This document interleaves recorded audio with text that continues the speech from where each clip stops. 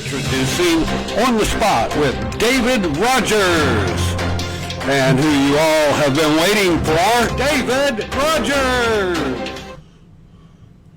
Good Tuesday afternoon, ladies and gentlemen. Welcome to On the Spot with David Rodgers. I am your host and creator, David Rodgers, alongside, of course, the dancing destroyer himself, Super Dave Holland. He's here directing and producing the show. As you see, absent is Mr. Byron Bagwell. He is working and has some issues to take care of, so he'll join us next week, of course. No Austin Stevens tonight. He's got some things that he needs to take care of. And then, of course, Mitchell Gunner's getting prepared to do his show On the Spot Motorsports Media, which airs on Thursday. But again, welcome in after a 3-week hiatus, David.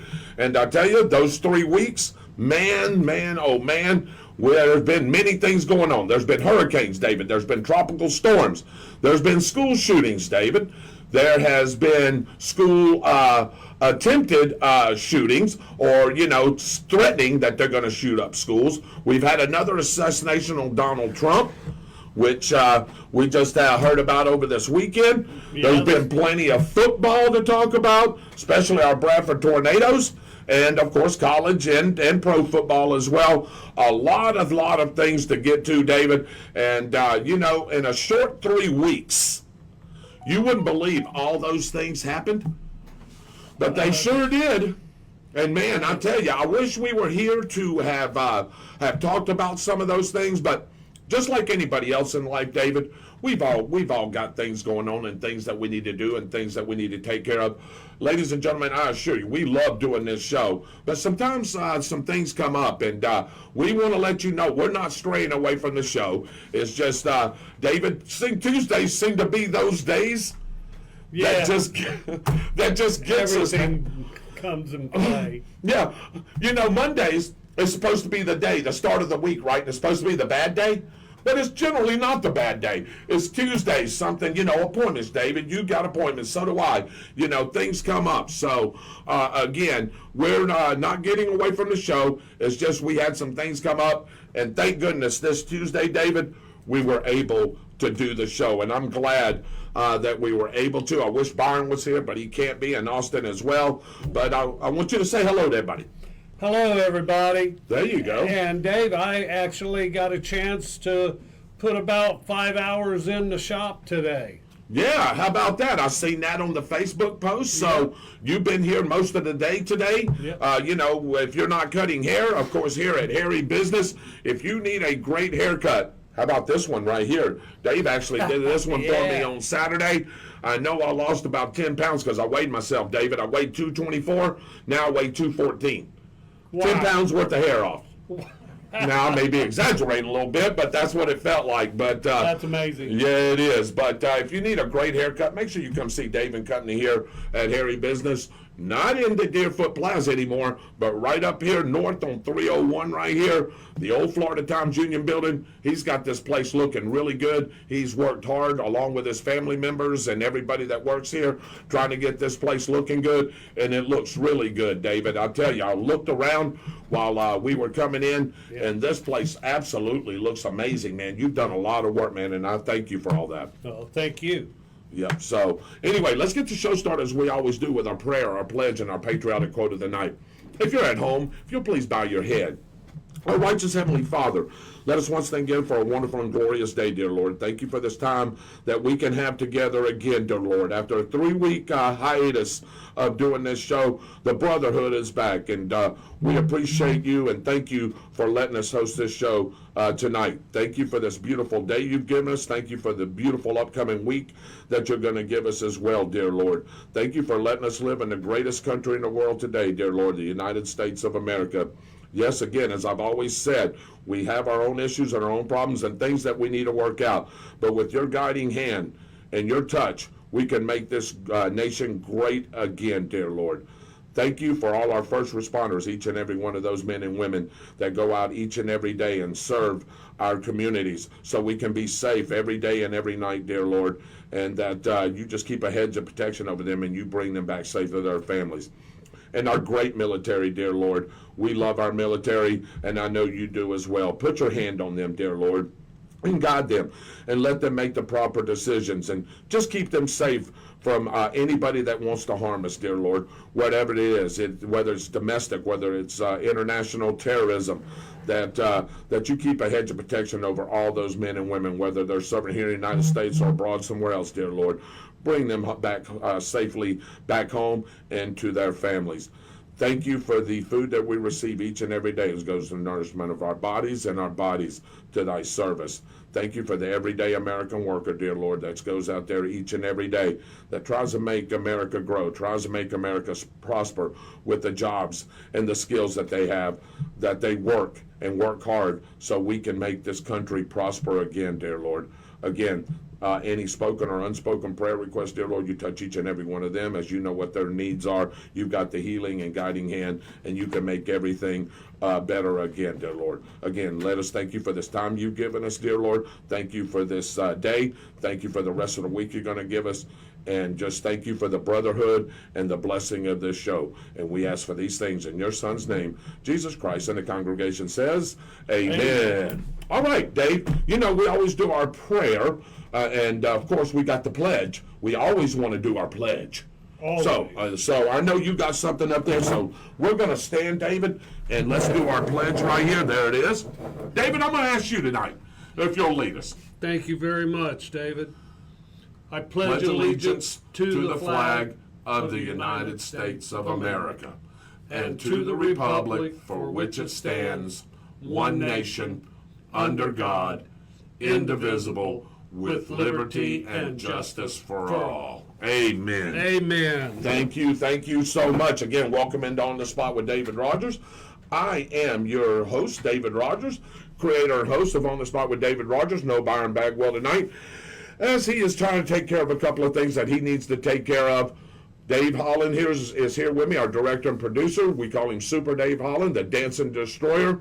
And one of these days, he's going to show us how to do the Cupid Shuffle. It's just not going to be tonight because we need to make sure everybody's here, David, when you decide to do that. Yeah. I got to show you the steps too, right? Yeah. Yeah, okay. All right, there we go. All right, let's get to our quote of the night because we got a lot of things to get to. So quote of the night right here. And again, everybody that's tuning in, thank you for tuning in. Here it goes. Change is the law of life, and those who look only to the past or present are certain to miss the future. Change is the law of life, and those who look only to the past or present are certain to miss the future. So, David, who do you think that is, David? I'll give you a hint. It's a former president of the United States. Could you repeat that? Sure can. Change is the law of life, and those who look only to the past or present are certain to miss the future.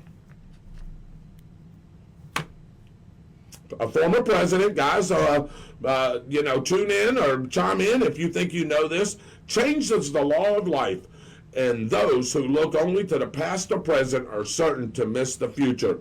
Former president of the United States, it wasn't a founding father, so it was after that. I'll even give you more of it. It's after Abe Lincoln. So Abe Lincoln to nowadays, who do you think that may be? Ronald Reagan. That's a great guess. Kelly Moore Rowland got it. She sure did. Great job, Kelly. Great job. Yep. That would be Billy Rayburn got it. Yep. It is John F. Kennedy. Wow. John F. Kennedy said that. All right, I've got one more for you.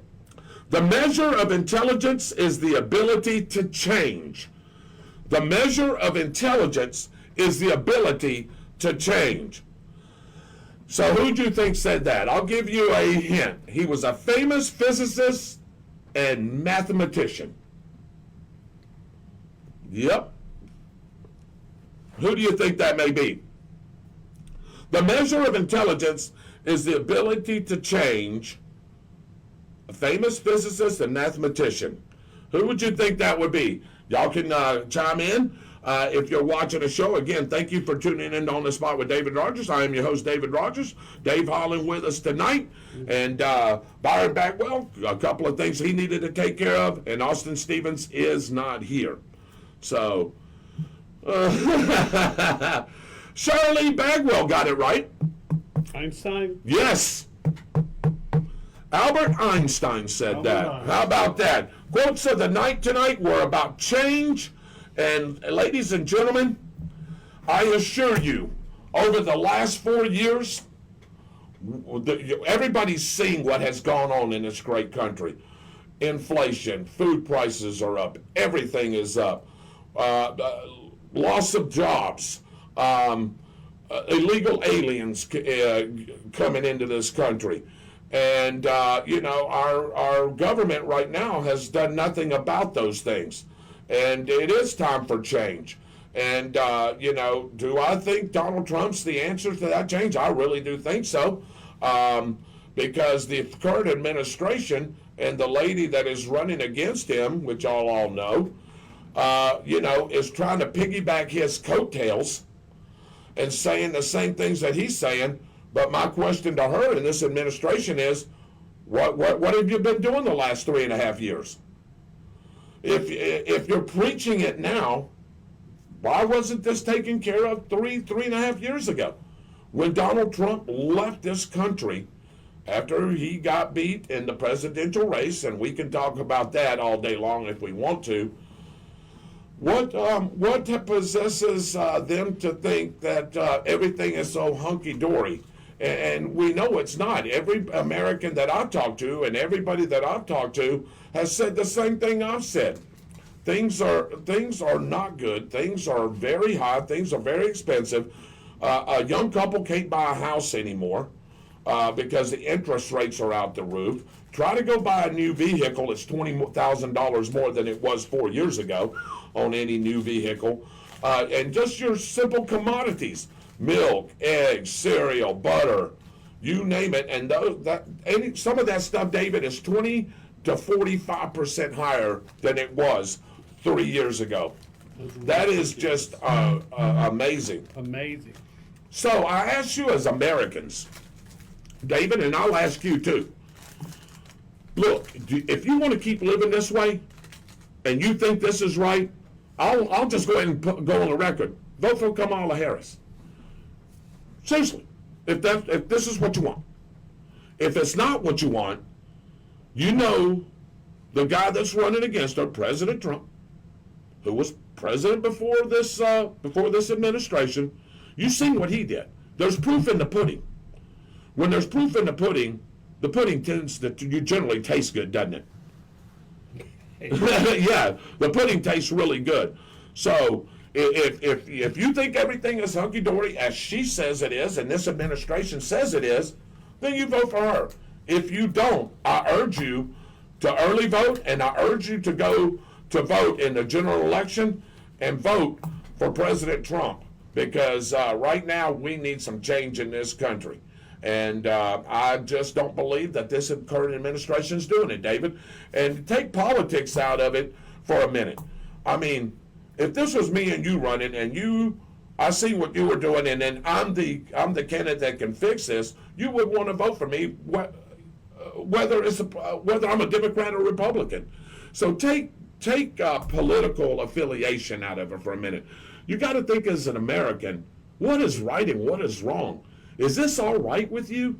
And me and you've talked about this. Me and Byron's talked about this. This is not right. It can't be.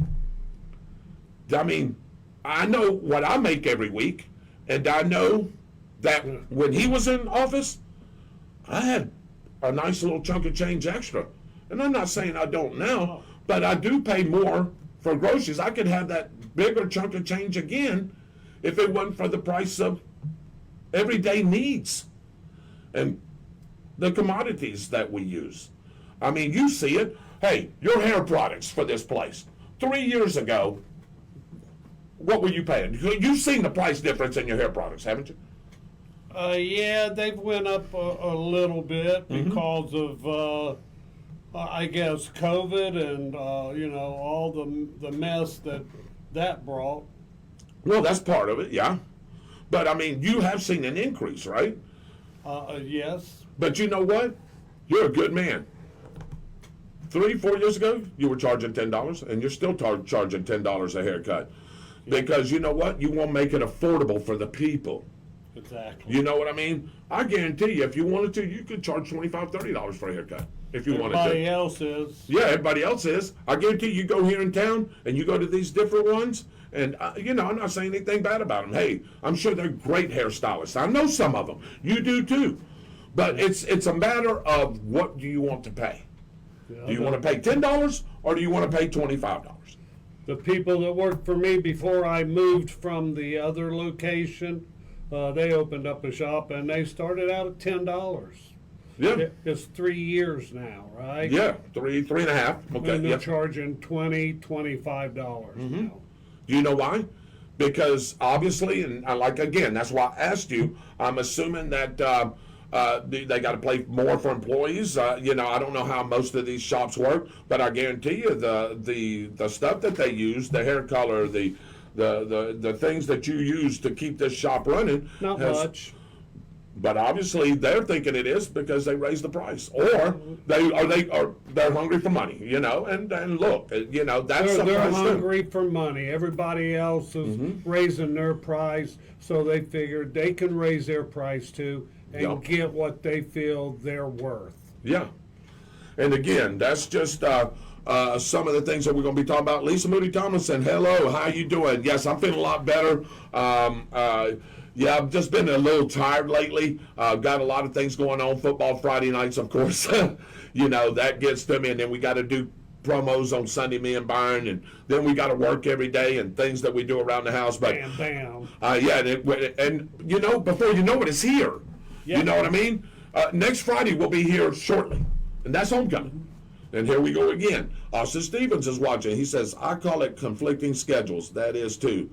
Lisa said, that's great, Dave. Randy Scoggins is watching. Lisa Sellers is watching. Matt Peterson, what's going on? No snap. The Cuban shuffle. Let me know when I need to DJ. The Cupid shuffle, not the Cuban shuffle. Kelly Moore Rowland's watching. She said JFK. Johnny Waters is watching. Billy Rayberg is watching. I hope he's on his meds tonight. Shirley Bagwell's watching. Hello, Mom. How you? We love you. Hey, Shirley. I hope everything's going well. And I'm going to come take care of those couple of things here sometime this week. And you know what I'm talking about. She got Einstein right. Do you want to know about the grassy knoll? Oh, yeah. Kelly, you're something. I tell you right now. The man with the straight white hair, look, Don King. What? Don King. You talking about, no, get out of here with that. Dave Holland's watching. Scott Munnings is on. Sometimes it's possessing them. And they wonder why birth rates are down. Quarter pounder combo, $12. Billy, you know it. And Shirley says, exactly, Dave. They have shown U.S. Their ideas of change. I mean, there's proof in the pudding for Ms. Harris. Yes, she was VP, but a VP can voice their input on what the current president Biden can do for this country, how he can run this country. I know people are going to come me about Biden and his incompetent, but I'm just playing devil's advocate for both sides. And that's what I'm trying to do here as well, take politics out of what I just told y'all. I mean, right is right and wrong is wrong. I mean, and you know, if you think this is the way you should live, again, go ahead and vote that way. If you think that we need change, then you may want to think about the candidate you're voting for. And he's already said, he's already done what he says he's going to do. And I think he is the best candidate, David, to run this country because we need some big-time change. Think about everything that's going on in what we just talked about. We need to start drilling our own oil, right? Mm-hmm. We don't need to be energy dependent on somebody else. No. We need to slow down inflation. The border situation, which Vice President Harris was the border czar, as he said it. We all know it. She's done nothing. We've got 14 to 21 million immigrants in this country right now that everybody can't put a finger on and where they're at. And they are causing wreaking havoc. Some of them are murderers. Some are from the Venezuelan prisons that are coming over here because the Venezuelans don't want them in their country anymore. Do you know Venezuela's crime rate is down 32%? Do you know why? Yeah. Because they're over here and ours is just skyrocketed 24%. They're here. And, you know, it's going to be hard to find these people and to send them back. Now, Donald Trump, if he gets elected, that's exactly what he's going to do. He is going to try to find these people, and they're going to be deported right away back to their countries, whether they like it or not. He said that. And then he's going to secure that border wall. Well, if they're over here illegally, that's the right thing to do. Yeah. Without a doubt, it's the right thing to do. And, look at what happened in Aurora, Colorado, taking over that apartment complex where good people live and making their tenants pay to go in. And the police are scared to go there because they're outgunned and outnumbered. I mean, you have to pretty much bring the military in there or the National Guard, somebody like that, to help clean that up. Springfield, you heard about people eating cats on their people's front lawns. You've heard about that, right? I heard mentioned. Yeah. So, they're camping out and they're anywhere that they can find, and that is just wrong. And people, if they try to do something about it, then they become the bad person. They become the bad guy. Right? Yeah. They do. They're the victim now. Now you're the perpetrator. Because they're on your own lawn, eating your cats and camping out in your front yard. And there ain't a damn thing we can do about it? I disagree. So if you entered into a country illegally, it's not like you can make money to go to the grocery store and buy your food. You may have to steal it. Well, yeah. And I just seen a couple of comments here, and I was just getting ready to go to that, and Shirley brings up a good point. If you want to come into our country, that's fine. We love to have you. Do it the right way. Yes. And Donald Trump, everybody thinks this, Donald Trump saying, oh, we don't want anybody in here. Donald Trump ain't saying that. He says, if you do it legally, yes, we'd love to have you. We want you to come work here. We want you to. This is the melting pot of the world right here in the United States of America. That's what makes it so great. But if you're just coming in here because you can, that's not right. You're a citizen of another country, and you're illegally coming into our country because our borders aren't secure. And hey, this thousands and thousands and thousands of happens each and every day. And it's not only from Mexico. Like I told you, Venezuela, Colombia, the Middle East, China. It's just not Mexicans or right. Central American natives. It's the whole world coming through here. And you don't think that they've snuck in here, and if you don't think there's a numerous amount of terrorist cells here, I've got a Judas Priest song for you. Do you know what that is? You got another thing coming, because they are. Bump, yeah. And there's many, many terrorist cells here, and they're just waiting for the opportunity to do something big. Yeah. And it's going to happen. Yeah. Because why? We have no control. We don't know who's doing what. Yes, we can keep an eye out abroad. But these small cells that you can't keep a track of, how are you going to find these people? Who do you know that? They could be your next door neighbor.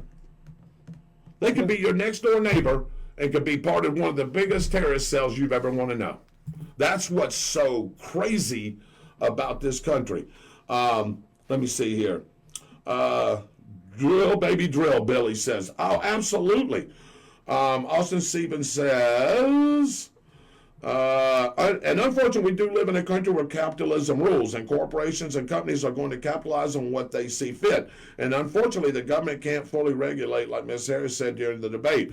It's really unlawful. It's a political opponent cared about the country, we would have moved our state of currency back to the gold standard that we left in 1980.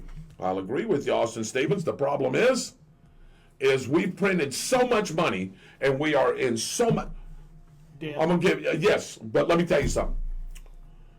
Just the interest on our deficit, do you know what it's going to be by the end of December? Just the interest now. $1.2 trillion. Just the interest. That's not what we owe. Just the interest. We keep going, man. This thing is just going to crash itself in. Remember, I've used the word implode? It's going to implode itself in. And then what? We're going to go into a recession. And I wasn't alive during that time, and I don't know who watches a show that was alive during that time, but the 1929, 30, 31, 32, until that situation got fixed, it was horrible, dude. The poor didn't have anything, man. They was trying to find food anywhere. The rich got richer, but the poor, man, you remember, it was a struggle. I wonder where the cats and dogs were. There was the cats and dogs back then. Well, they may have eaten them. So, let's. I don't. Drill, baby, drill. I mean, I'm over here waiting on Peter to step up and shine. That's fairly more. Our borders need to be secured. If you want to come in legally, do so. That's what Shirley said. That's what we just said. I fully agree with that. We want you here. If you do it legally. We're a country of laws, so abide by them. That's it right there. That's exactly right. Let me see here. And to move back to the gold standard like they did back in the year 1900, unfortunately, the economy will crash, just like the Great Depression, if not worse, considering the state has the economy currently. Regardless, something's got to give someone. It's going to hurt someone. Problem is all that gold that was supposed to be backing the dollar, guess what? We've over-exceeded that. That's the problem. There's not enough gold to back up all the currency that's out there. We just print money. Oh, just print it. Yeah. Just print it. Really, just print it. Okay, backing it by what? That's why we're in debt to all these world countries. That's why China owns about 30%, 40% or more of everything here in the United States. Yeah, and that just irks the mess out of me. And I'm sure it irks the mess out of everybody that's watching this show. And, hey, sooner or later, they're going to call their debt in. They're going to call, hey, pay us. Yeah. What are we going to pay them with? Print some more money? Oh, let's just print more money. That's how we'll pay you. It's just crazy how, like Austin said, how we went away from the gold standard, you know what I mean? And just to go and print money and money and money just because we can. That's not right. That's not the way it was set up. That's not the way our economic system was set up. We just don't print money. You got to have something to back that money with. That's a greedy country. Yeah, there's some greedy people out there, that's for sure. Wendy Rosinski, thank you for watching. Let's see. Shirley Bagwell, I agree with you. The CIA has stopped doing what they're doing, and they know what they're doing. I'm tired of the lies. I'm assuming you're talking about the border. I'm going to assume. Reggie Leverson's watching. Eddie Sigmund's watching. There is sleeper cells in the country, but once again, our government let them in knowingly, and they're here. Well, they let them in knowingly? Yeah, they let them in knowingly because we're doing nothing about it. It's not really letting them in knowingly. It's we're doing nothing about it. What did President Trump say during that debate? And, you know, I forgot to mention we had a debate between the two candidates. Right. He said, I'll quit this debate right here, right now. Let's go to Washington, D.C., and, hey, let's get this border closed up. We'll just forget about this debate. She wouldn't do it. She wouldn't do it. Why? Because they don't want to close the borders. If she wanted to close the border, she'd have done it 3 years ago. Just like Donald Trump, President Trump, left her with it and left him with it. And everybody keeps telling me, well, the vice president ain't got this kind of pull, that kind of pull. Yes, she does. Especially if you see what we do know about Joe Biden right now. She should have been making some of these calls. She should have been telling Congress. She's been telling somebody, hey, we need to do this and do that. Why haven't we did it? But now all of a sudden, we got a presidential race coming up, and now you're saying you want to do this? Something's awful fishy there, right? So let's see. Mitchell Gunner's watching. Hey, Mitchell, we just talked about On the Spot Motorsports Media, and congratulations, by the way, over the weekend, top 20. Did you see that? Yeah. Hey, we'll take that. We found that at 9/11. He came in third place in his division. Yes, he did. Yeah. And we'll talk about his show in a minute. Sales already placed in America, Shirley Bagwell. I truly agree. There's no doubt about it. There are sales everywhere here, and whoever is pulling the trigger to be able to say, hey, where's the next big attack? It's just a matter of time. And it's going to happen here. And you think 9/11 was big? You just wait until all these terrorist cells start pulling the trigger, and you'll see some mass chaos here in this country if we don't start getting a handle on that border and trying to get some of these people out of here that are here. And again, you know, when you've got 14 to 21 million, there's numbers fluctuate. I've heard 7, I've heard 10, I've heard 14, upwards of 21 million. My gosh, that's a lot of people. I think that is the population of Florida that's in this country illegally. I think Florida's 21 million. It could be 27 million. But anyway, well, if somebody can back me up on that, that would be great. Is bootlegging still illegal? Asking for a friend. Well, yeah. I know. Never mind. I don't want to answer that, Kelly. I don't want to incriminate myself. 80% of the cattle, Mitchell says. Mitchell, I didn't know that number was that high. Yeah. But I guess it is. About 80% of the cattle here in the United States is owned by China. Yeah, it's China's. The kid that just joined the Florida Gators, that 7'9", I don't remember his name currently, but he came from a school here in Florida near Bradenton. The school was purchased by China. I think you're talking about IMG Academy, which is always great in sports. They're number one in high school football right now, IMG Academy. But they recruit. They get players from everywhere. Like you said, China, Japan, Germany, France. They get all these athletes, and that's why they're so good in all their sports, especially football and basketball. He's exactly right. Previously was owned by Canada. China has bought up farmland, commercial property, residential property. You're right, Kelly. They bought up a bunch of stuff. Oh, yeah. To include, like Mitchell said, 80% of the cattle. I don't know how much property they own, but I'm assuming they own a mess of it, a lot of it, that I probably don't even know about. And, you know, they own some companies here, too. Did you know that? They own companies here. You know, China, we talked about this, produces 90% of the pharmaceuticals all over the world. Yeah. There's companies here that make stuff to help, that they own, that help produce those pharmaceuticals. They're double dipping. Really? That's garbage. Wow. Why don't we tax the mess out of them? Why don't we, hey, you owe us some money now. Why don't we tax the mess out of them? Why? Because we're afraid to do it. That's why. Because we're afraid they're going to call in all their markers. And sadly, this is why one of her proposed ideas of capital gains tax increase on real estate, I'm for it. It will stop China from purchasing land and flipping it. Here should be the thing to me.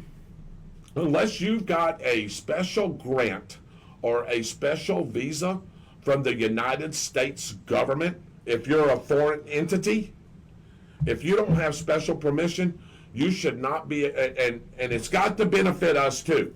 You should not be able to buy any land. You should not be able to buy any cattle. You shouldn't be able to buy any business here in the United States. Do you agree? I think if you need a special permission, that you'll buy it and they'll sell it. Mm-hmm. Well, see, what they do is they buy it and they use it for their own gain. Yeah. You see what I'm saying? If they'll get it, it wouldn't be a problem. Yeah. The way this. But if you buy anything, I think you should be a U.S. citizen. You should be a U.S. citizen. If you're going to buy land, cattle, business, you should be a U.S. citizen, a resident of the United States legally. Mm-hmm. Again, U.S. citizen. Yep. So if you are interested as a foreign entity to come in here but don't want to be a U.S. citizen, you should have to go through special committees and things like that and say, hey, I would like to buy so-and-so, and you'd have to get a special grant or permission from the U.S. government to be able to do that. Instead of just coming in here and buying up private businesses, private sectors, like it's going out of style. It's like me and you playing Monopoly. Let's just buy that property. Let's buy that railroad. Let's buy that waterworks. It's just like that. That's what it is. It's a game of Monopoly. Yeah. Yeah. You good at Monopoly? No. Me neither. I stink at that game. I tried to be good, but Known Chinese police stations are already in America. Yep. Absolutely. I seen that on a news feed. Did you know that? Known Chinese police stations are already in the United States. none. Yeah, no, there is. There is. Yes, there is. Yep, she is exactly right. Isn't that crazy? Man, they're just feeding in. They're coming in, man. They're taking over, dude. When are us as Americans going to get tired of this? And I'm going to say something about the election coming up here in a minute. DA Dennis Cruz, what's going on, brother? You are right. Correction, 22 million residents. Okay, sorry, Austin, I was off by a mil. Kristen Leon Guerrero's watching. Hey, Kristen, how you doing? I know we're talking about some different things here. I know you got your opinion, and I love her for it. You know what I'm saying? And she agrees with some of the things I'm saying. Me and her can have a conversation, and not a problem. We can break bread, no doubt about it. No country should be able to purchase pieces of our country. Yep, I agree with you, David. Sadly, both sides will not meet in the middle to benefit America. Exactly. So, I want to get off that subject a minute, and I want to go to something that's really prevalent right now. And I was just seeing her and just hearing about this thing, and we'll touch on a lot of different things. Is these school shootings. Wow. It has just gotten way, way out of hand. And my thing with these school shootings is that some of these that have been happening are known people that's posted something on some kind of social media site, or it has told somebody, or people know, and they do tell somebody, and the authorities or whoever that particular place is, or whatever, does nothing. And then guess what? Oh my God, all of a sudden we got a school shooting, and we could have stopped this 2 weeks ago. If there's any kind of a sign of some young man or woman, young children, young women, or whatever, that are still in school, that has a sign or that says they're going to shoot up a school, you may want to let the authorities know. Tell somebody. Don't be afraid to tell somebody, because it could be your life that you're saving. Well, didn't they just have one recent where the mother spoke out? Yeah, so if I got the story straight on the last one, you talk about the one in Georgia, right? I think so. Yeah, the one in Georgia. Okay. So 2 weeks prior to that shooting, Yeah. she told school officials, now I don't know if it was the principal or the school board or the superintendent, that there was some kind of indication that her son was volatile and could possibly do something to harm students. Well, according to what I've known and what I read, they didn't do anything. She told him to run to his locker. Yes, basically, yes. Yeah, and guess what? It never occurred. And if or the school shooting would have never happened. Not in time. You know, and you hear this all the time. How about all the threats that have been going around here just in our area about students said that this is going to be a school shooting here and there? And how about the 2 fifth graders that they arrested a couple of days ago, and they asked them, why did you do that? And you know what they said? We were just kidding. No, ma'am. No, sir. You don't kid about something like that. I don't care if you're a 5th grader, if you're a 12th grader, or if you're an adult. You don't kid about something like that. That, because of these things that have happened in our country way previous to this. Yeah. I mean, we can go back to Columbine. Yeah. You know what I mean? And these school shootings that happen. You know, they say they average one a week. That's the average of a school shooting, is 1 a week. That is just absolutely ridiculous. What is going on? What are these kids thinking? What is so bad? I understand bullying. I get it, man. I understand bullying. I don't want nobody to get bullied. But is it is it that bad where you have to take an assault rifle or an assault weapon and shoot up a bunch of kids that you may or may not know and faculty too? That is just absolutely ridiculous. And you know what? You've been to Saudi Arabia, right? You haven't. Okay. Have you been in the Middle East at all? You have. Egypt. Egypt. Okay. So their laws and the ways they do things are different. And in Saudi Arabia, if you steal, get your hand cut off. Bam. Yeah.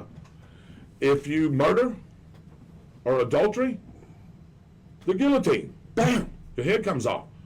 Now, it probably changed a little bit since then. You know what I'm saying? But they do it in public court. I understand our laws are different than that.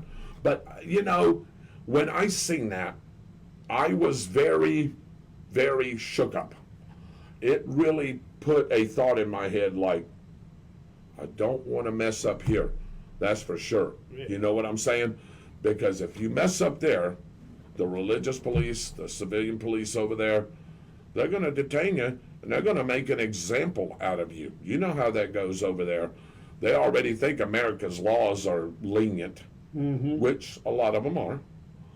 But we need to start implementing the laws. If you break again, let's just take these school shootings and these school threats. If you threaten to shoot up a school, not even doing it, threaten to shoot up a school, I think, personally, me and Autumn and Shelley and Rudy talked about this last night on the way home.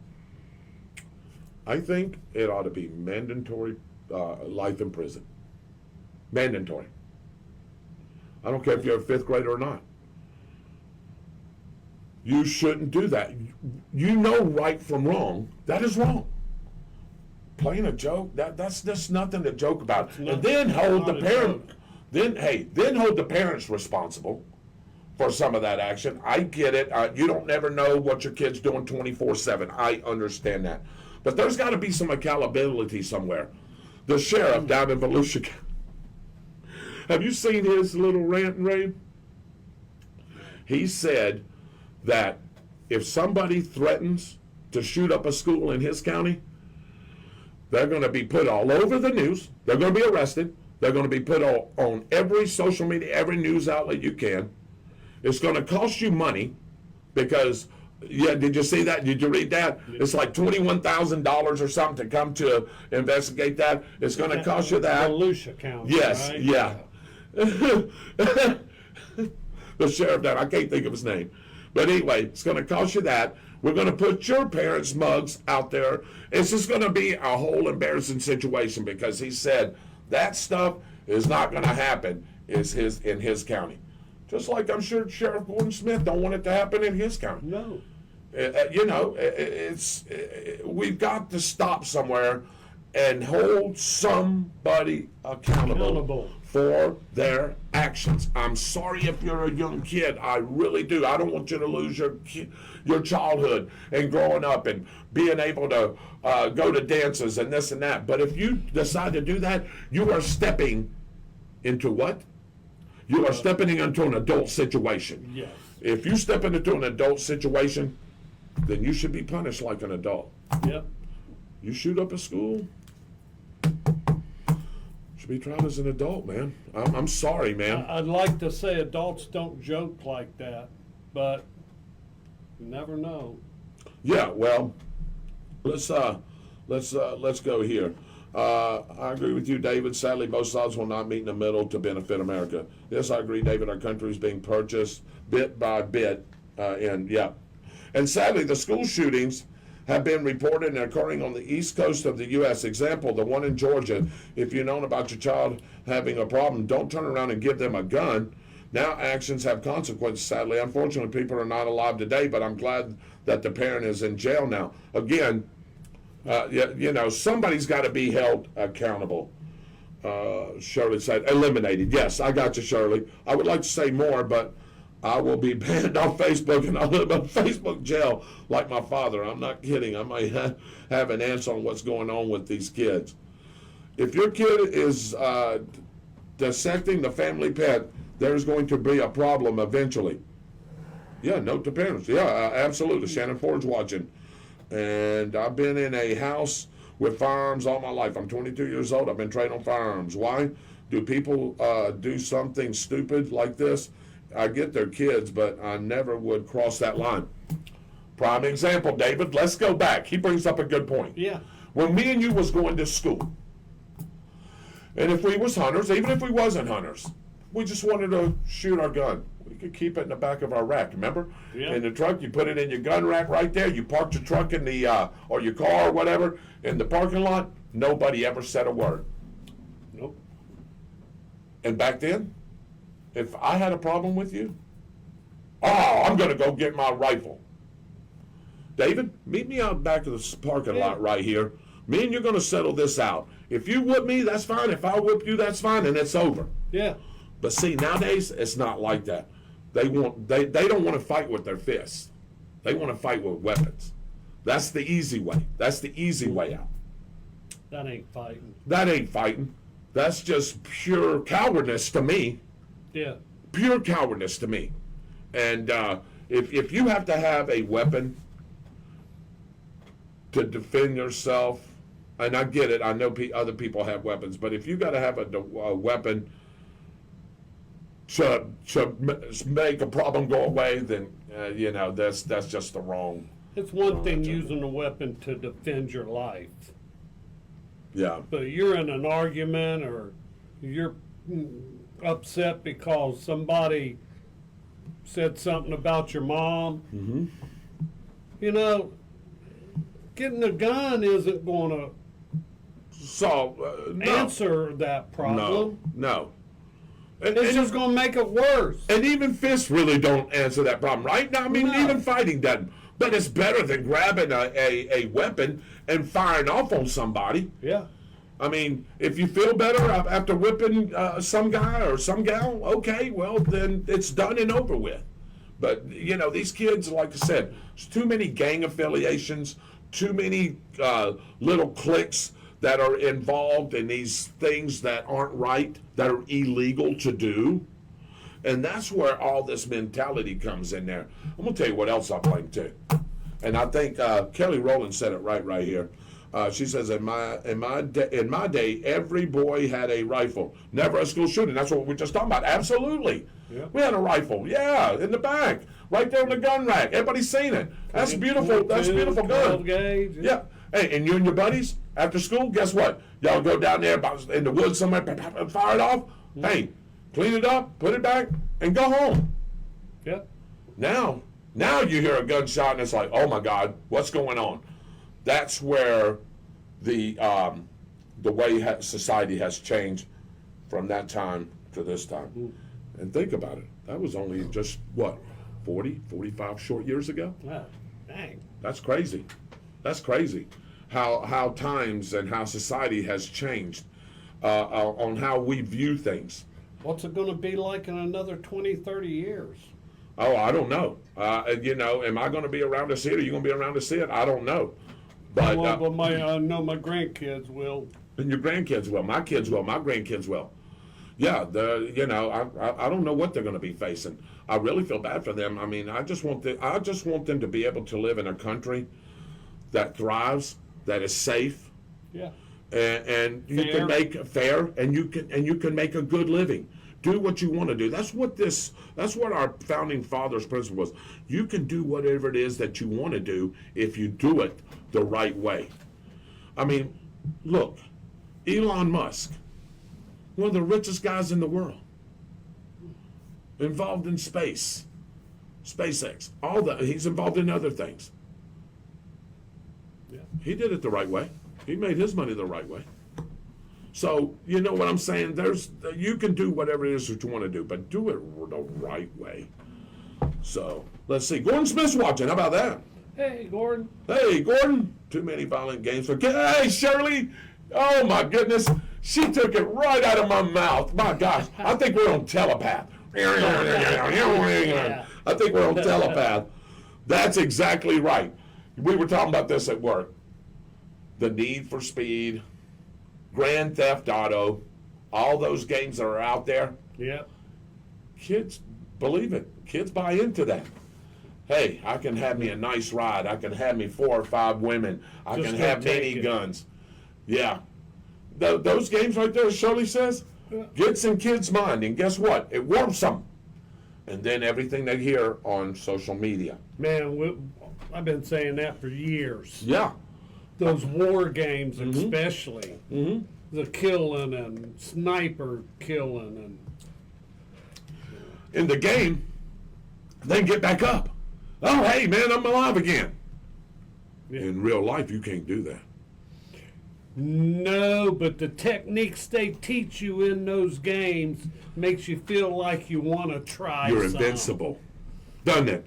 Makes you think you're invincible, and you're right. It makes you want to try it. Yeah. Until reality sets in, Yeah. and there's a gun pointing back at you, and it goes off, and it hits you in the chest or in the head. Somebody makes you mad enough, Mad to enough. where all that's in your head is Yep. in them games. Yep. That's exactly right. Shirley took that right out of my mouth. Yeah, Shirley, you're right. You're right. Kids have become desensitized. They have no respect for human life. Yeah, Kelly, let me back that up. They don't have respect for themselves. Nope. Look at what some of these kids do, what some of these kids wear, what some of these kids say, what some of these kids do sexually, some of the criminally. I mean, so first of all, they don't even respect themselves. So if they don't respect themselves, how are they going to respect somebody like myself or Kelly or anybody that's watching the show? They're not going to respect them. They're not going to respect anybody. So Kelly says, this is true. Then you got the ones that are solid, have an actual mental health crisis or being abused, and don't do anything to anyone. They just want peace. Then you got the ones that actually have that problem, which then makes it look bad for the people that have a mental health problem or an actual physical problem. Then you got the ones, they do it because of what you said, for social media fame. Yeah, well, yeah, that's exactly right. I mean, I understand there's kids out there with mental health issues, things like that. Look, man, they're physically abused at home. They're mentally abused at home. They don't have a great home life. I get that. I get that standard. I get that's just part of life. But that also doesn't say that you need to grab a gun and go blow somebody's head off. So or shoot up a school. I agree with you there. I think that we should do a better job. I don't know how it is nowadays. Maybe y'all can chime in of diagnosing some of these kids with some of these issues and some of these problems and getting them the proper help that they need. It used to be, you could send them to a school and get that kind of help, and teachers and faculty were trained in doing this. Now, man, it's so hard to do because the teachers not only are trying to teach the curriculum that they have, they're trying to keep an eye on the students. These students have no problem in bag-mouthing these teachers and even getting physical with these teachers. So, I mean, what do you expect them to do? I mean, it's just gotten out of hand. It's the way that, like Kelly said, that they are. They just want their fame, and no matter if it's social media or if it's local or if it's in front of their friends, that's just the way that they are. And I don't want to blame it on the parents, but a lot of it has to do with the parents. It starts with you.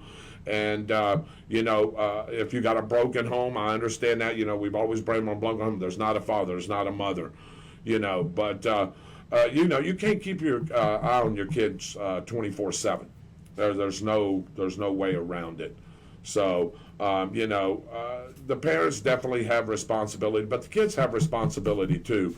And they should take responsibility and accountability for the actions that they do. Let's see. That is true. Then you got the ones that she said, okay, yeah. Kevin Howell's watching. What's up? Was a mentor in the high school, so I had to get all that off my chest. Yeah, I used to. Well, I know that when my oldest daughter was going to school back in the early 2000s into the 2006, that used to be a mentor. She would have a mentor, and she would talk to a mentor.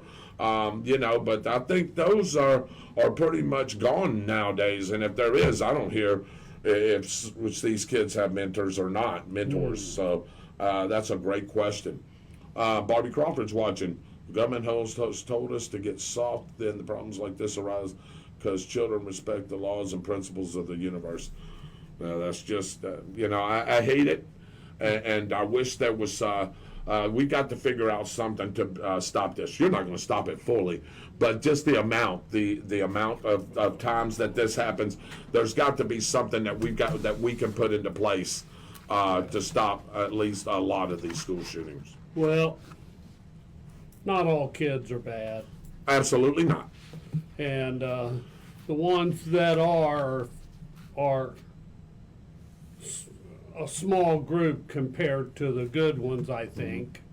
I agree. But, and hopefully, the good ones will help the bad ones kind of see things in a different light. Yeah. But we're still going to have those bad ones out there. Yeah, just like anything, that racism.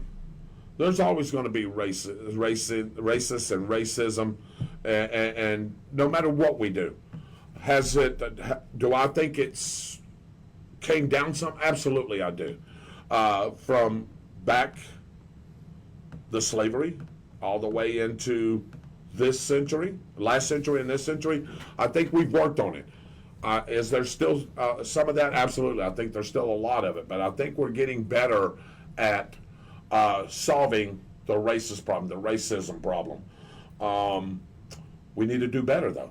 We've got to figure out how we all can get along. At the end of the day, David, we're all people. We all live in this country. We're all trying to strive for the same thing. If I cut my hand and you cut your hand, and a black man or a Chinese man or a Japanese man or cut their hand, guess what color you're going to bleed? The same. The same red blood. Yep. The same red blood that every human being has got. So look, at the end of the day, colors shouldn't matter on what we do and how we approach things and how we should get along. But guess what? It does. Yep. It does. And Well, you hear it every day. Yeah, you hear it every day. I mean, let's take what is being said, and I'm just saying what's being said. They say Trump's a racist because of this or because of that. That is the furthest from the truth. Trump's not a racist. Has he been proven to be a racist? Not that I know of, unless somebody can tell me here. So, I mean, I don't know. At the end of the day, I mean, we've got a lot of issues and a lot of problems that we need to fix. And this election, to me, is one of the most important elections that's going to happen. Because if your candidate doesn't win, and I know who my candidate is, and that's it's going to be, I'm going to vote for Trump because I feel that this country needs change, and I feel like he's the one that can change it and bring it back to like it was. If he doesn't get elected this time and Vice President Harris becomes President of the United States, they're going to be in control for a long time. It'll be a long time before a conservative probably wins another election, if ever. I mean, right now, this country is really, let's call it socialistic. It is. Socialism has reared its ugly head and almost very close to be almost a communist country. And there's people here in power right now that want to control everything, and that's not the way it should be. A politician, elected official, a representative, a senator. I know a senator works for the state, but a representative of your district should be working for you. Yeah. Your county commissioner should be working for you. Our sheriff, Gordon Smith, is working for us. Do you know what he says? He says, I'm working for you. Every time what are you doing, Gordon? I'm working for you. That's the way it should be. Yeah, you should say that. That's why he's elected, to serve you. Yeah. And not for us to serve them and for them to lace their pockets full of cash and doing things that are illegal.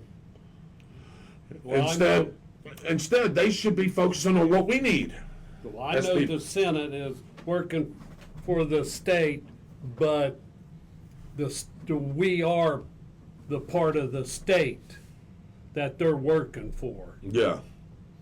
They're working for the people. Senate, Congress, Yep. the president, the vice president, Yes. Yep. all of them, Secretary of State, all of them, Attorney General, everybody. everybody. Yes, you're part of the government, but you work for the people. And this is where politicians have gone off the rails. Yeah. David, have gone off the rails. They have forgotten that particular part of the whole thing, the most important part. We the people. You work for the people. You work for us, each and every one of us. You shouldn't have your own agenda. That's what a lot of these guys have got, is their own agenda. They let party affiliation affect what they're going to do to help the people, don't they? And everybody will agree with that. They let party affiliation. They can't agree on nothing. Because why? Because it wasn't their idea, or it's not helping me, or it's not helping you. I don't care about it helping you. How about helping the people of this great country? That's what we need. We need these politicians to start coming together, get up off their ass, and do something for us. I'm sick and tired of the rhetoric, starting from the White House down, on how politicians should do their job. Politicians work for you, you don't work for them. And that's just the bottom line. That's the bottom line. That's the bottom line. They work for you. Let's see. Let me get some comments. Let's see. Gordon, here we go. Gordon Smith, we have more good kids than bad kids by far. The media pumps it into our lives 24/7. Kids are smarter and exposed to way more than we ever were. Exactly what we said. Yeah. And that's exactly right. Hey. So let me give you an example. Shirley, if you're on, Lisa, if you're on, Kelly, if you're on.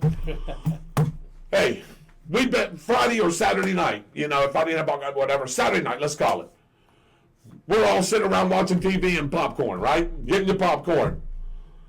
Hey, we need to change the channel. Hee-haw's on. Guess who the channel changer was? Guess who the remote control was? Hey, David, get up and turn the knob over there and make sure you get the right channel and make sure those rabbit ears are okay. Check the volume. Check the volume. Yeah, make sure we're okay. Now we're going to watch Hee-haw. Now, those days have changed. Everything has become so more sophisticated, more communications-wise, easier to do things. That was the days where you learned something about yourself. Yeah, I was the remote. I was the channel changer. I was the volume knob. Because we didn't have the things that they have today. And Gordon brings up a great point about that. Yeah. It's the way, like you were saying about these games, and Shirley said about these games that they, social media, the things that they see, the things they think they can do. I'm invincible. Gordon's right. There's a lot of great kids.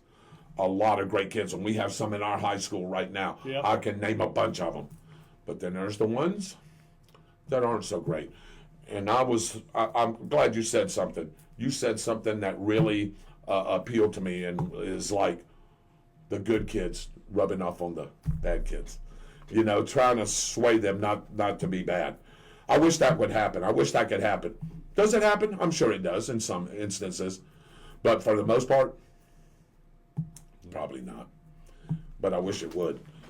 Let's see here. Austin Stevens. Children need to have respect for others, and they need to be taught at a young age to fear that respect for their peers and elders, or else we're going to have problems. It's unfortunate, the truth. I had to be raised in a house to respect not only my peers, but my adult and defend myself. Austin, but see, you're one of the few that got it because your mom and dad instilled that in you. You had parents that were there. So Austin's 22, I think. You're 22, right, Austin? I have to remember. Anyway, a lot of 22-year-olds don't think like that, like he just said, about, respect. And there is, but a lot of them don't. You know what I'm saying? Because some of them didn't have that upbringing, like he did. But see, when me and you and Gordon and all them growing up, we had that. There was family values back then. There was respect for your neighbors and your friends. There was respect. That respect has gone out the window. Yeah, what happened? What's happened? And that's my thing. What has happened? What has changed over the last 40 to 50 years that I just didn't catch? Is it the progression of technology and the things that they are able to do and see? I just don't get it. Well, it's hard to paddle a kid in school these days. It's hard to correct a child at home in a way that they need it. Yeah. The belt. Oh, child abuse. There's so much going against the right Yeah. than we need. You bring up a good point. You were talking about discipline of your child. If you don't discipline your child at home, and I've heard Byron say this, I've heard a lot of our listeners and our viewers listening in. Yeah. If you don't discipline at home, you're expecting the teachers to. How are they going to discipline? You're right. They can only do so much. Go ahead. If they don't have nobody disciplining them, then they're going to have to discipline themselves. And you know where that's going to turn out.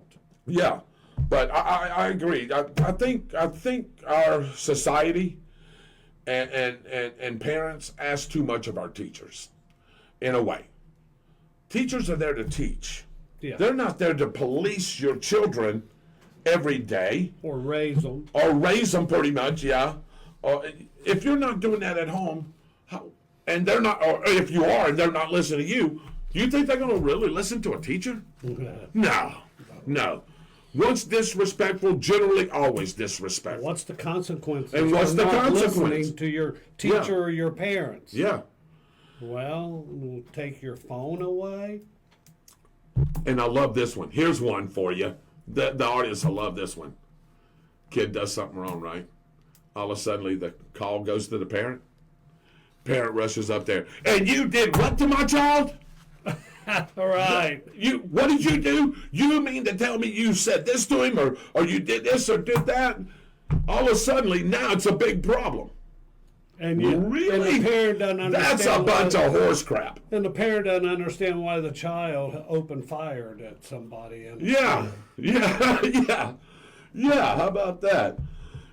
Oh, it all goes back to parenting. You're right, Shirley. He's a New Yorker. He's rough around the edges, and I expect certain things from him, considering that part of the country and his age. The election's is a turning point for our country. Please pray for a fair election. I'm glad Shirley said that. Yeah, I definitely want it to be fair. I think they put some things into place to make it fair, I hope, or at least more fair. But do we know how many of these illegal immigrants have registered to vote? I mean, that's the things, the inside things that I'm not certain about, David, and that there would not make register. Well, Social Security card, driver's license. Yeah. Proof of residency. Now, how do you get a Social Security card? Go to Social Security office and give them your name and A driver's Yeah, license? well, I think, if I'm not mistaken, I know when ID card?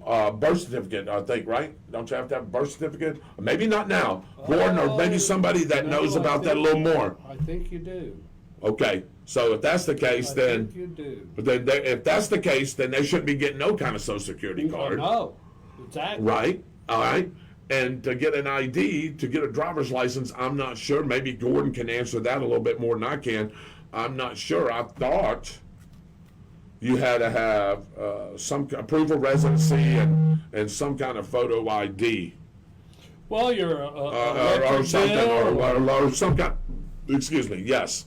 Electric bill would be a proof of residency. Oh, here we go. If Kamala gets elected, it will truly be the fall of our country. That's your daughter-in-law saying that. Yeah. Darlene Bennett Perez is watching. Thank you, Darlene. Yeah, like I called my county commissioner and emailed my county literally almost a month ago, and I'm still hearing crickets, and I'm going to call him out. Thank you, Clay County, Florida government. Appreciate it a lot. Barbie Crawford, here we go. I love you, Barbie. Just popped in to say hello, but I'm so proud of you, David. You finally got a haircut. Yeah. Golly, first one to say something. I was surprised about that. Honestly, Barbie, David did a good job. I really like it. I like the short. I like the David. I want to keep it this way, so if it starts getting out, let's do this. Yep. Number one, it's easier to manage and wash, and number two is it feels a lot cooler, and I don't feel like I'm carrying as much weight. Wow. Yeah, I really like it, and I like the way you made it lay down like this. You know what I'm saying? I really like it, and I'm not going to dye it. Somebody asked me if I was going to dye it today at work. No, I'm going to let the gray look go. Remember how we used to dye it? To me, and I think people here will agree, it looked fake. That really black dye. Now, you done it a couple of times where you filtered in a little bit. That's okay. But just to go just for men, jet black, it looked fake to me. I started, me and Shelley and Autumn, and we talked about it, and it just looks fake, and I don't want to be fake. You know what I mean? Well, what you see is what you get, like the dramatic says. Well, everybody, you can agree with me or not, but he looks younger. That's what everybody says at work. I feel younger. I look younger. So thank you very much for that. But Barbie, you're the first one to pop off with that. People should be afraid of their governments. Governments should be afraid of their people. V for Vendetta. I did see that. Yeah, Kristen, good point. Yep. Mitchell says the people is the government. Yep. Kristen Leon Guerrero, yep, that's what. Byron should be there tonight to discuss this. Absolutely, absolutely. And I wish he was here. Rhonda Lynn Strickland, we are so divided it's not funny. We are very close to a civil war. Yeah, it sure was. Mitchell Gunner, I have a feeling this election's going to decide that, and that's going to hit the fan. It's going to be a good time and a bad time to be alive. I can answer that. It's patenting. Yeah. Absolutely. And I'll tell you what, I don't care which side wins. I think there's going to be some kind of issue or turmoil if either side wins. I think if Vice President Harris becomes president, I think the people are going to want to take another 4 years of what we just had this past term. If President Trump gets elected, I think people are going to burn cities down. I think they're going to riot. I think they're going to pillage. And there's going to be some unrest, not only in major cities, but I think it's going to happen in moderate cities too. Well, it's such a close race. Half is one way, half is the other. So if it goes one way, that half is going to be upset. Correct. And if it goes the other way, the other half's going to be upset. So something's going to happen, Dave. That's where Mitchell said this country is divided, and I've been saying this all night, where it's such a division, and the division is political. It's the closest division I've ever seen in a political race. You got your left, you got your right, and you used to have the middle. That middle is no more. You're either here or here. Yeah. There's a big divide right here. There's a big river running right through it. And guess what? We haven't put enough cement over that river to bring it back because nobody wants to do it. And if you do, you're the minority that wants to do it. Almost like America's got its own little Gaza Strip. Yeah, sort of. And that's the other thing. You know, with these wars that are going on, the Israel and Palestine, the Gaza Strip, like you said, that's prevalent going on right now. Ukraine is asking the world for help to try to fight off the Russians. The Chinese are over there just sitting back waiting, and then the North Koreans are testing nuclear weapons out in the middle of the ocean. Iran is feeding Russia. Here we go. And the Middle East are bitching because we're helping Ukraine. Well, it's yeah. And now you heard what Russia said. They want to fight NATO now. Really? Golly, it's just a big, big mess. Russia talks a lot too. Well, they do. And let me ask you something. I want to ask the panel here, and I'll read some more of your comments. 8:21, by the way, Eastern Time, on the spot with David Rodgers, your host, David Rodgers. I hope you've enjoyed the show so far. We've gotten to a lot of stuff. We haven't even gotten into any sports yet. Wow, and it's already, David, 8:20, because this topic, or these topics, have really been prevalent and of what's going on in today's society. But I want to ask you something. I want to know from you people that are listening, you 12, 13, or 14 people that are listening, do you think, David, and I'll get your opinion too, do you really think that China, North Korea, Russia want a nuclear war? Do you think they would want to push the nukes? I'm going to give you my opinion on that. Let me get your opinion first. I want the audience to answer this one too. While you're thinking about that, let's see here. I can, okay, there's a way to discipline a child, yep. Or even the typical discipline, yes. You have to have a license to hunt, drive a car, and even fish, but they will allow anyone to be a parent. It's truly sad, absolutely. I can tell you, I sure feared my daddy. I also respected my parents. Kids these days have no respect or fear of their parents or anyone else, Lisa, to be honest with you. To get an ID or driver's license, you need a birth certificate validating that you're a U.S. citizen and proof of residency. These are the top things I know when I had to file for my state ID at 18. I'm just taking your word at it, Austin. I haven't researched it. Lisa Prescott's watching. Shirley said it looks great. She did comment on it. David, this is why I get haircuts. Yeah. Silver fox is a thing, Dad. Keep it gray. That's Kristen. Oh my gosh, are you kidding me? He does look younger with the haircut. I appreciate that. The gray makes you look very distinguished. Thank you. I think there will be unrest either way. I agree, Kristen. That's what I was saying. Yeah. No matter who wins the election, Kristen, no matter whether it's Vice President Harris or President Trump, yeah, there's going to be unrest here either way. I don't know what's going to happen. I hope it's nothing, as Mitchell said, to be in a civil war. But the possibilities are there. I just hope it don't come down to that. And like I said, I just hope it's a fair election. And you know, we'll find out who the winner is in November. And then I hope the country can just gather itself up and let's move forward. But I just don't think that's going to happen, David. Do you?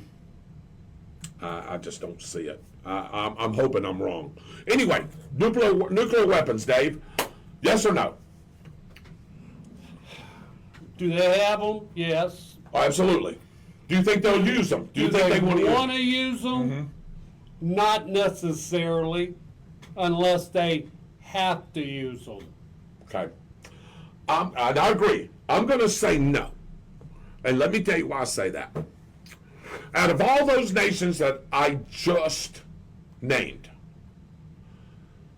the United States has the most fertile land, has the purest waters, has the things that you need to have to live. If you nuke this place, guess what? It's going to be nothing but barren land. So what would Russia and China and North Korea get out of nuking this place? And I understand we can intercept all this, but if a nuke ever hit, you would destroy some of the most purest lands in the whole world. And people want this land. America. Yes, people want this land. Why? Because you can grow things, you can raise cattle, you can do all kinds of things with this land, and it is preserved. Piece of land. Yes, it is. That's why I say I don't think they would nuke it. They may try to take us over. China's got what? 1 billion plus people? Yeah. Take us over Russia? from within. Yes, and from the outside. I mean, they outnumber us 10 or 20 to 1. Just China. Yeah. If you get those other nations in there, they could try to do a takeover like that. Here's the problem, though. You'll have the American forces fighting. The American forces being not just the military, civilians too. Yeah. Behind every blade of grass, what? There's 2 weapons pointing at you. Yeah. So, they're going to have a dogfight. Yep. But I just don't think they would nuke us. But let's see what they say. I think David is sadly saying the truth about that. A few good friends I know that used to work in the military said the same thing. Yep. Rob Barrett, thank you for tuning in. Leaders are big babies. They need to be people in elected positions that have critical thinking skills. Sadly, there's not. Looking to Elon Musk, sex platform, Starlink, yeah. They want to use them as a deterrent to scare the United States from acting. Absolutely, Mitchell. Agreed. That's all. Gene McKenzie's watching. Gene, I'm going to get into a little tornado football because I know number 16, that as your son, he's a heck of a ball player. And they say divide and conquer, so we are open for invasion. Yep. No on the nukes. Rob says no. And I agree. Yes, they have them, but they do not want to use them. Yep. No, China and Russia do not want a nuclear war. They want our resources, just as I said. They want this land. This land, man, is the purest land in the whole world today. You could use this land to live. This nation is big enough to bring people in here if we're taken over by the Chinese or the Russians or the North Koreans or a combination of them all. The Middle East would love to have this piece of land, I assure you. Well, you don't think Iran, Iraq, Syria, all these, they would love this land. They would live over there almost in desert. It's barren land. Yeah. They could do a lot of things over here with the resources, as Byron said, that we have. Yeah, you figure California, Las Vegas, Florida, New York, Colorado, Wyoming, Washington State, all states offer so much. Think about the different states of what they do. Idaho, potatoes. California, grapes, oranges. Yeah. Washington, apples. Down here, water, just everything. Everything. There's just so much. So much. And that's why people want it. Yeah. People want this land because, like you said, it's the purest land where you can do anything that you want to with it.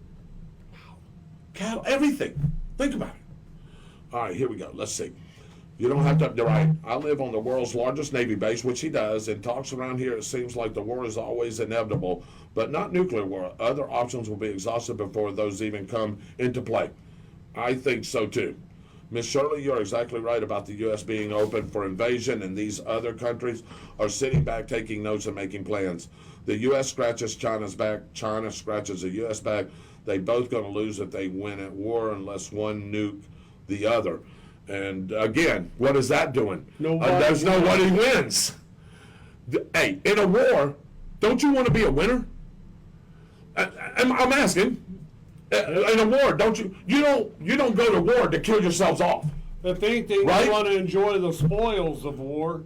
Yeah, you don't go to war could just go, hey, let's just go to war and we'll just kill each other off. You go to war to win. That's what war is about. War is about getting the result that your particular rhetoric wants, whatever that may be. Let's see. Not to mention oil and natural gas and other resources. Yep, I don't think any country truly wants a nuclear war. There would be nothing left.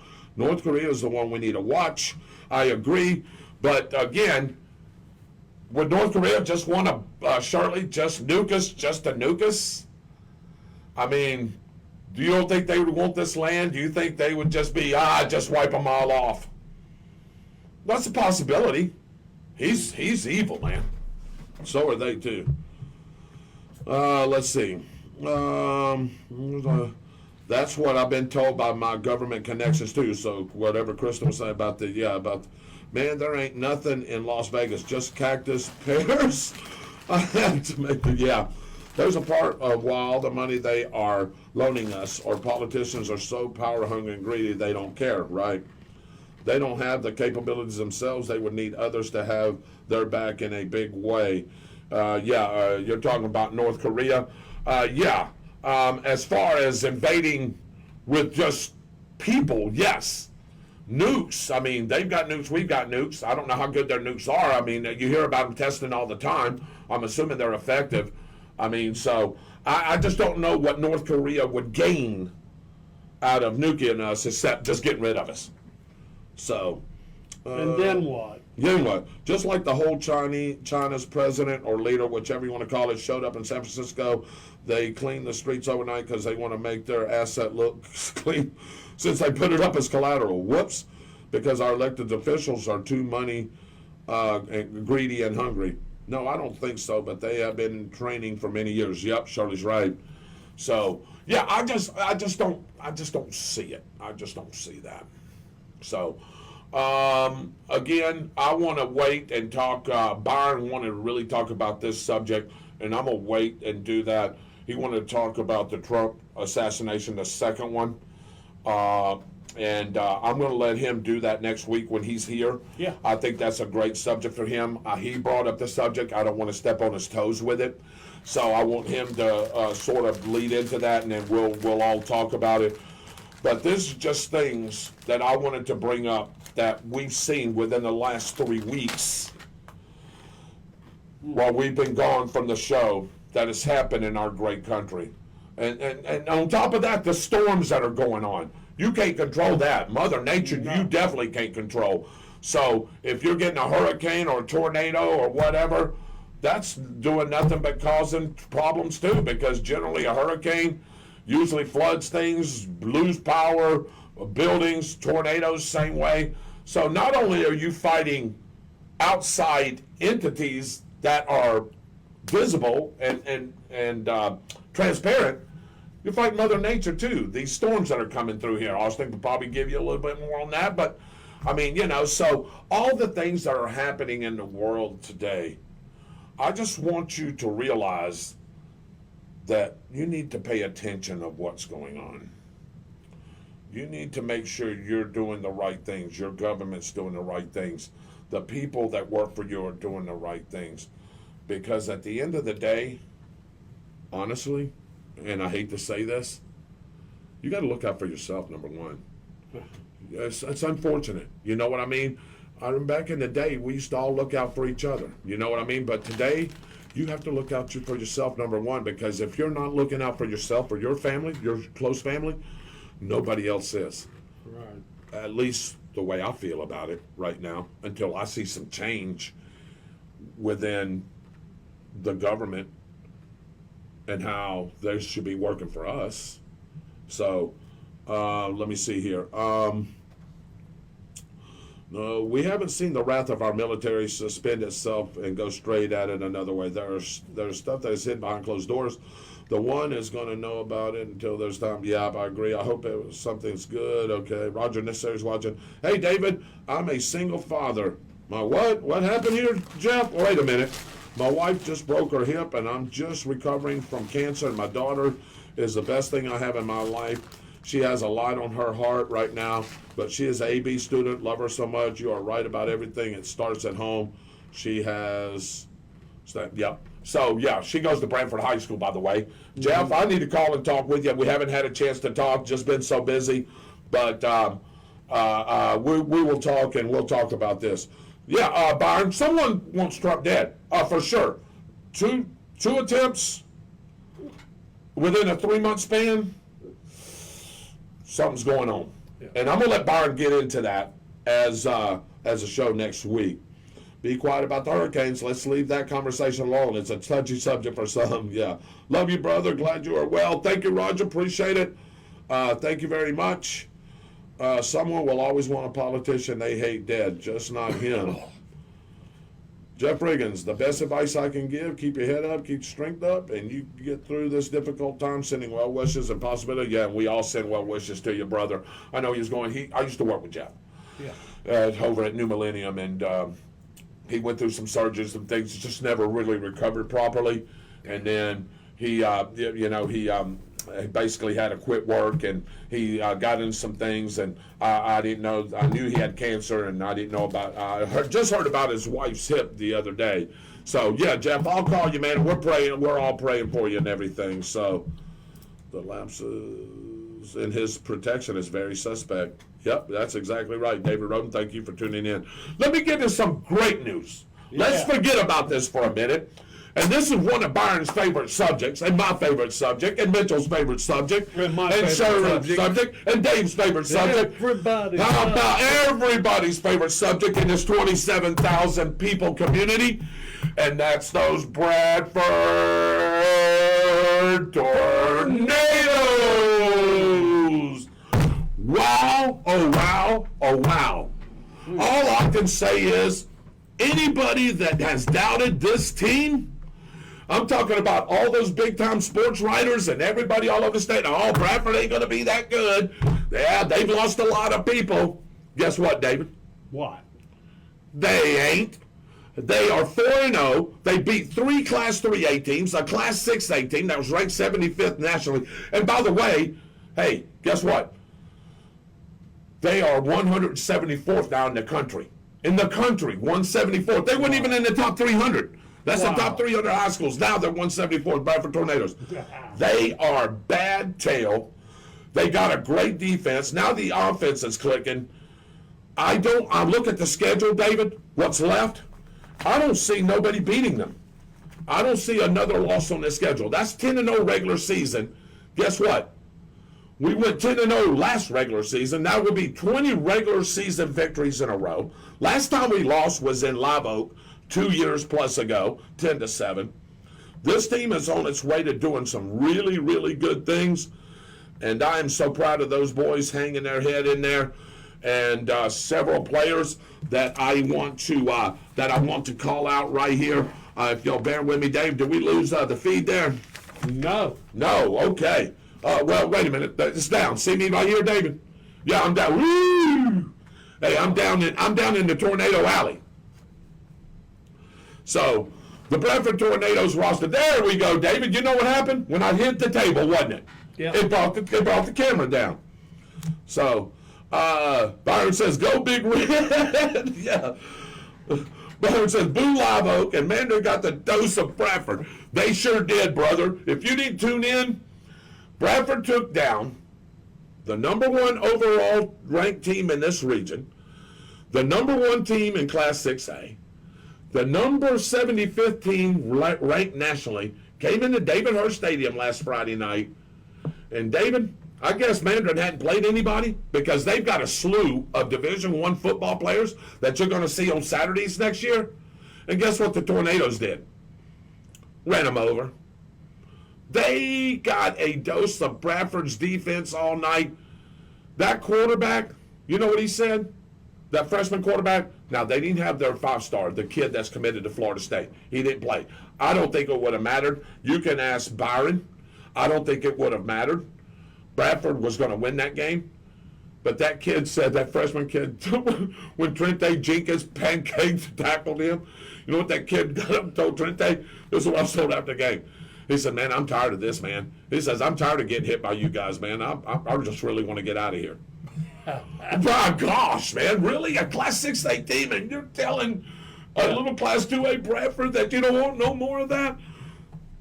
Those kids, I'm telling you, hey, Byron, agree with me here. They should be number 1 in 2A. They should be number 1 in 3A. And they should be number 1 in Class 6A. All 3 of them. That's me, personally.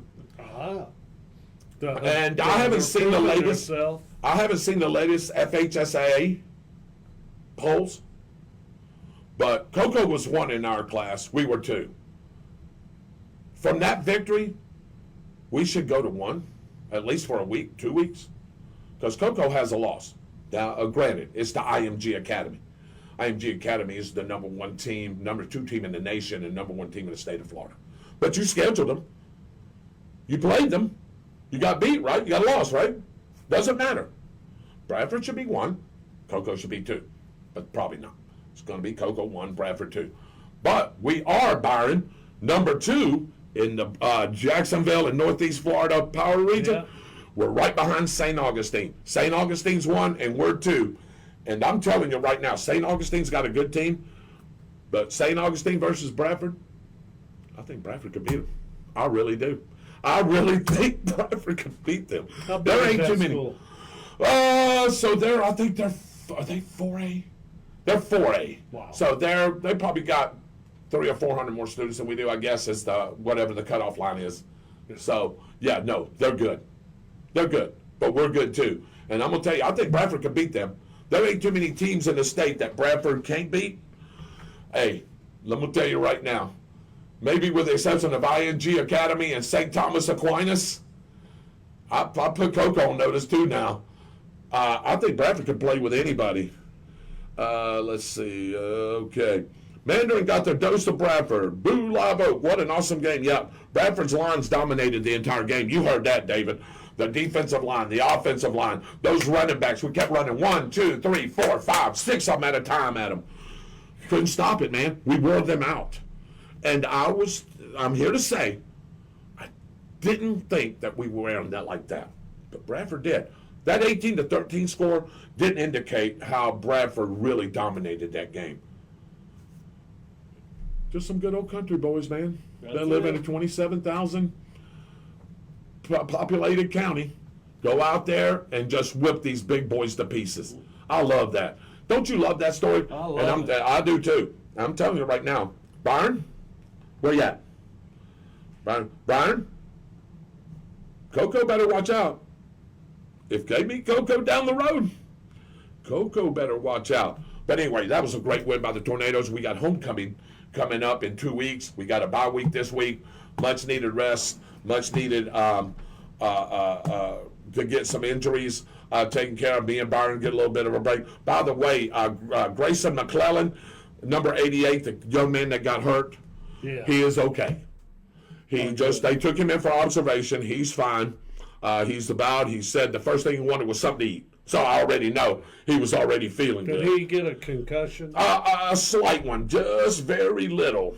But we thought it was severe, but it wasn't. So that young man is okay. He's going to be playing. He's a freshman. Yeah. So he'll be playing in a couple of weeks as Keystone comes in for homecoming. And the Tornadoes, if they do everything correctly, they should win this game, which I know that they will.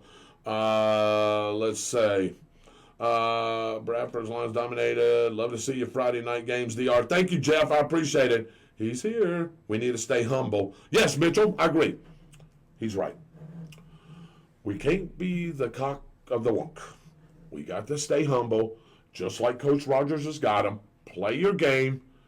Get the win. That's it. Let's go back to practice. Let's get better because we can always do something better. That's it.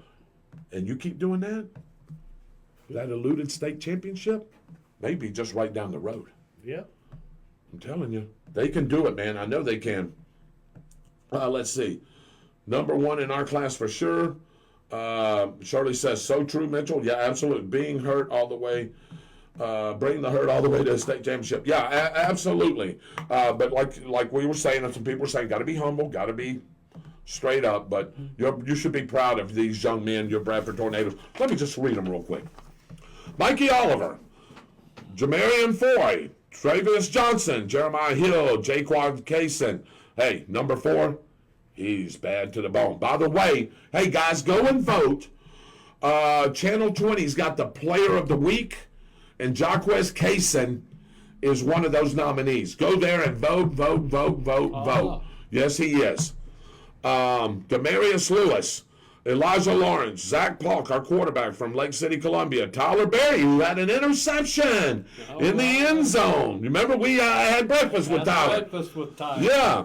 Brandon Williams, Geno Addison, Ian Addison, Tyndale Mullins, Alden Sanchez, Cy Cubbage. That's one of Byron's favorite players, Cy Cubbage.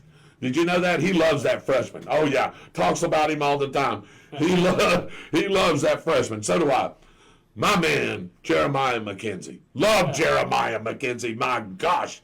He is just. Talk about him all the time. Oh, yeah. Number 16. Yes, he is. Justin Hall, Marlon Haywood, who's had a couple of nice games. Neo Addison, Kingston Brooker, Brian Clifford III. We call him BC3. Shane Stokes, PJ Lee, Jarrell Harris, Baron Walden, number 33, which was in on some good plays last week. And so was this guy. Hey, Reese Wainwright, number 40. Ooh, he was in on some plays too.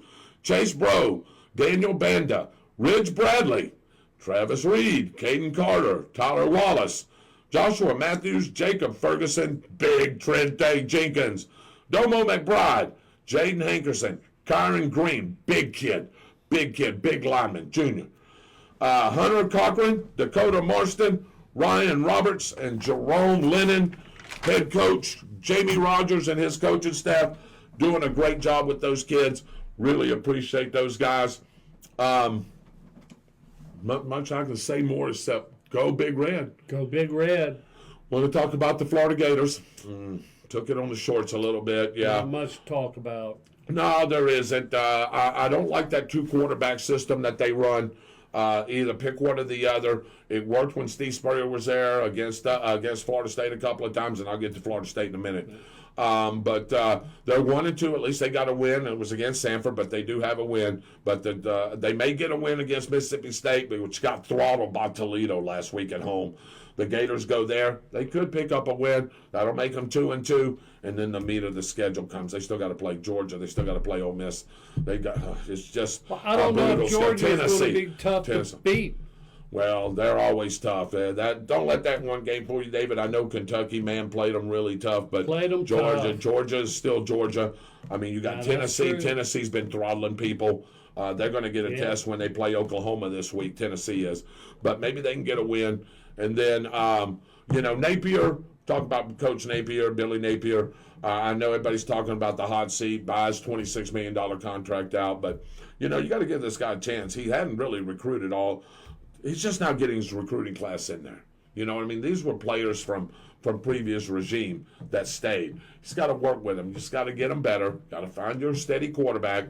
You got to be able to stop the run. They weren't able to stop the run. Texas A&M ran the ball on them and threw the ball on them too. But you got to stick with one quarterback, and I think it's that freshman DJ Lagway is who they need to stick with. Yeah. As far as for Florida State, do you know any Owens? Do you know any Owens? No. I bet you know 0-3. 0-3. Yep, that's exactly what we are. We're 0-3. 0-3. Wow. That's horrible. That's terrible. Should have never lost to Memphis last week. The team looks lethargic. When you say we, who are you talking about? Florida State. The Seminoles. Oh. They are 0-3. That's why I asked if you knew any Owens. Since game one, they can't stop the run. They're last in the nation in stopping the run. They couldn't stop a nosebleed. The offensive line, which had the most combined starts in college football, can't block anybody. It's just a team in duress. It's a team that needs to just go back and refocus and just try to make a good season out of this. Where's their talent at? So the talent is there everywhere, but the talent came from the portal. We got a lot of portal players. Byron brings up a good point every time we talk about this. Portal players are great. Transfer portal players are great if you can get them to mesh. We was able to do that last year. But this year's crop just ain't had time to mesh. There's no continuity there. And to me, there's no There's no vocal leader out there. We need a vocal leader out there. There's nobody making noise, holding you accountable. If me, you, and Byron and Mitchell was on the same team, and I wasn't doing my job, I would expect you three to say, hey, man, get in there and do your damn job. If you're supposed to be catch the ball, I would hold y'all accountable too. Yeah, There's that no makes sense. coach can only hold you accountable so much. Coach can prepare you to play on Saturdays, but man, he can't go out there and make those plays for you. So I know people's calling for Napier, people's calling for Norvell's job. The problem with Norvell is his bio is way, way too big. I mean, they're going to have to come up with about $80 million, and that's the dadgum truth. To buy Norvell out, you may be able to get Coach Napier out of there, but who do you go get? Everybody says Lane Kiffin. Lane Kiffin ain't coming there. Lane Kiffin is the coach for Ole Miss. Ole Miss is 4-0 or 3-0 or whatever. They scored 180-something points. I know they ain't really played nobody. They got talent out of the portal, and he's got them boys playing. Why would he leave Ole Miss to come over there to a dumpster fire? He's not going to do it. Ain't going to do it. So you're going to have to go find a coach that is willing to come there. They're going to have to give him time and endure the pain. Florida State, I think they got their coach. He's got to get rid of that quarterback. He's got to play either Brock Glenn or that freshman. Let's play him. Let's see what happens.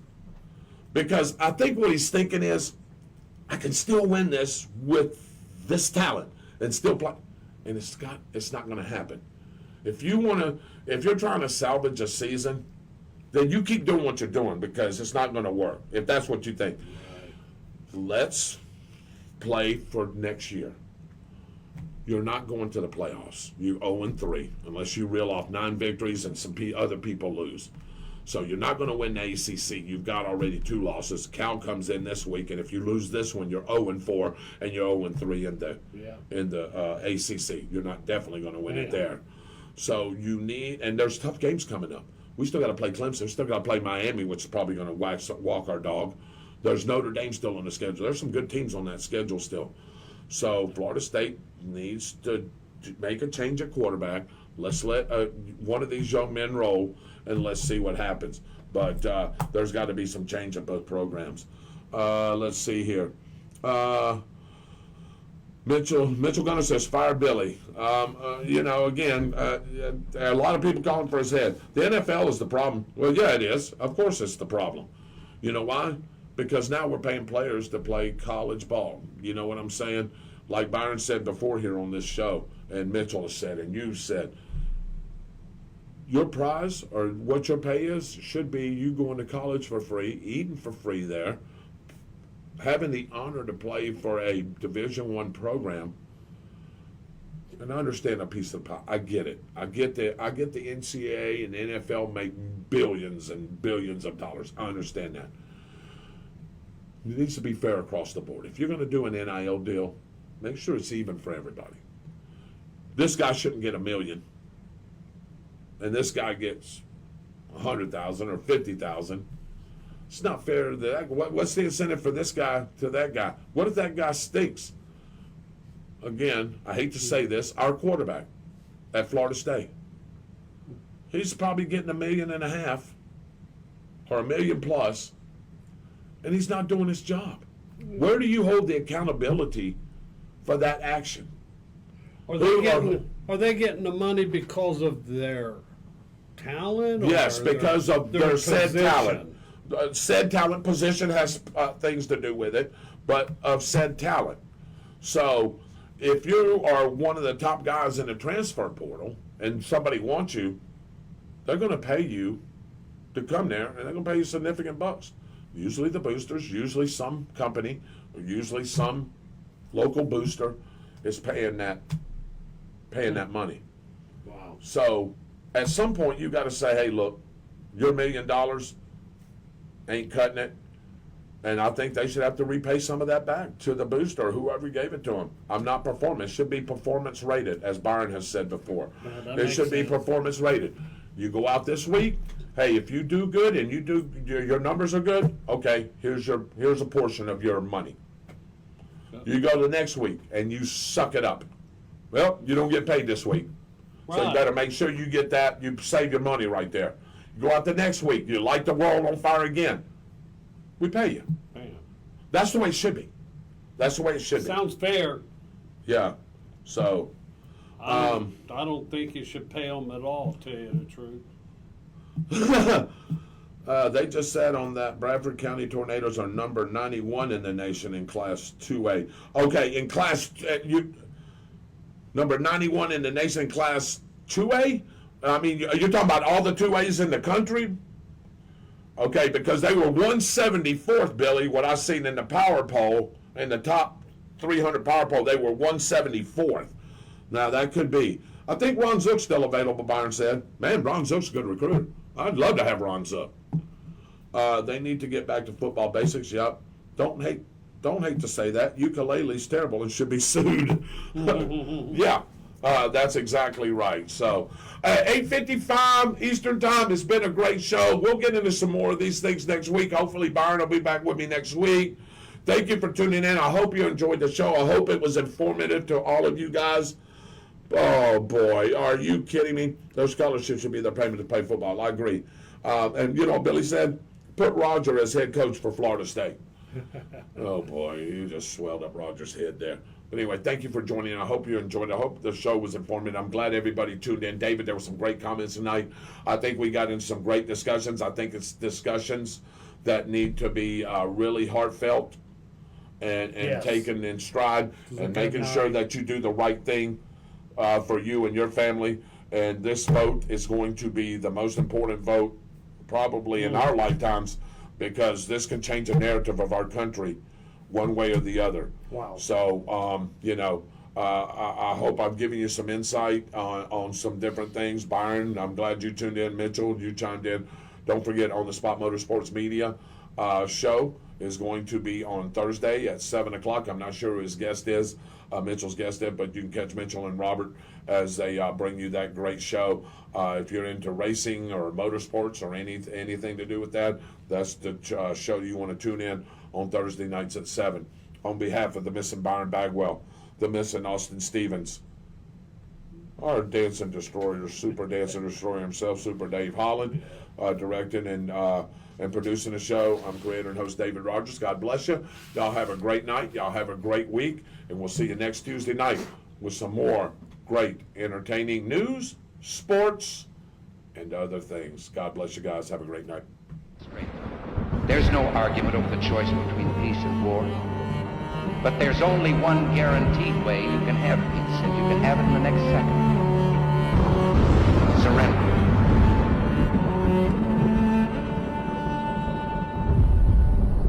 These walls have seen their share of paint, and their share of battle. A fight for glory. They've seen the scarlet and gray rise through the city and into our